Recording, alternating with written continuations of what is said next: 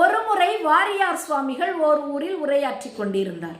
ஆமை நுழைந்த வீடு அமீனா நுழைந்த வீடு போல் ஆகும் அப்படின்றத சொல்லி முடிச்சுட்டு அங்கே உட்கார்ந்துருக்கக்கூடிய ஒரு பையன்கிட்ட, தம்பி ஆமைனா உனக்கு என்னன்னு தெரியுமான்னு கேட்குறாரு. அவனும் ஓ தெரியுமே, கடல்ல இருக்குமே, அதுதானே நான் பார்த்துருக்கனே அப்படின்றான். உடனே அவர் சிரித்து கொண்டே சொல்கின்றார், இது பெரியவர்கள் கூட தெரிந்து கொள்ள வேண்டிய ஒரு சமாச்சாரம். நம்முடைய மனம் நல்ல எண்ணங்கள் குடியிருக்கக்கூடிய ஒரு இடம்.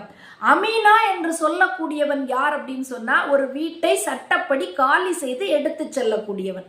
அப்ப நல்ல எண்ணங்கள் குடியிருக்கக்கூடிய நம்முடைய மனதில் தேவையில்லாத ஆமைகளாகிய அறியாமை, இயலாமை, பொறாமை, தீண்டாமை அப்படின்ற இந்த ஆமைகள் எல்லாம் நுழைஞ்சுது அப்படின்னு சொல்லிட்டு சொன்னா, இந்த மனமும் கெட்ட எண்ணங்கள் குடியிருக்கக்கூடிய ஒரு வீடாக மாறிவிடும். இப்போ கெட்ட எண்ணங்களை நம்முடைய மனதில் நுழைய விடாமல் நல்ல எண்ணம் குடியிருக்கக்கூடிய ஒரு வீடாக இதை பார்த்து கொள்ள வேண்டியது உங்கள் ஒவ்வொருவருடைய கடமை அப்படின்னு சொல்லிட்டு சொல்லி முடிக்கின்றார்.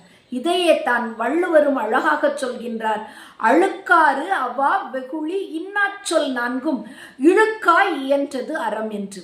மகாபாரதத்துல பார்த்திருப்போம், துரியோதனனுக்கு பாண்டவர்கள் மீது மிகுந்த ஒரு பொறாமை. இந்த பொறாமை காரணமாக எப்படியாவது பதவியை நாமே அடைந்தே ஆக வேண்டும் அப்படின்ற ஒரு பதவி மேல் அவனுக்கு ஒரு ஆசை வருது.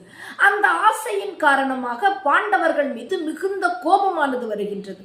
அந்த கோபத்தின் காரணமாக கடுமையான சொற்களால், அவங்கள தகாத வார்த்தைகளால பேசுறான். இப்போ பொறாமை அப்படின்ற ஒரே ஒரு குணம் அடுக்கடுக்கான கெட்ட குணங்களை அவனுடைய மனதுக்குள் செலுத்தியதால் கௌரவர்களினுடைய இனமே, அந்த தலைமுறையே இல்லாமல் அழிந்து போய்விடுவதை நம்ம மகாபாரதத்துல பார்த்திருப்போம். அதே மாதிரிதான் நம்முடைய மனதுக்குள்ளேயும் பொறாமை என்ற எண்ணம் நுழையாமல் நாம் பார்த்து கொள்ள வேண்டும்.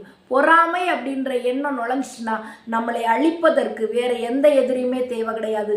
அந்த பொறாமை என்ற ஒரே ஒரு எண்ணம் மட்டுமே போதுமானது.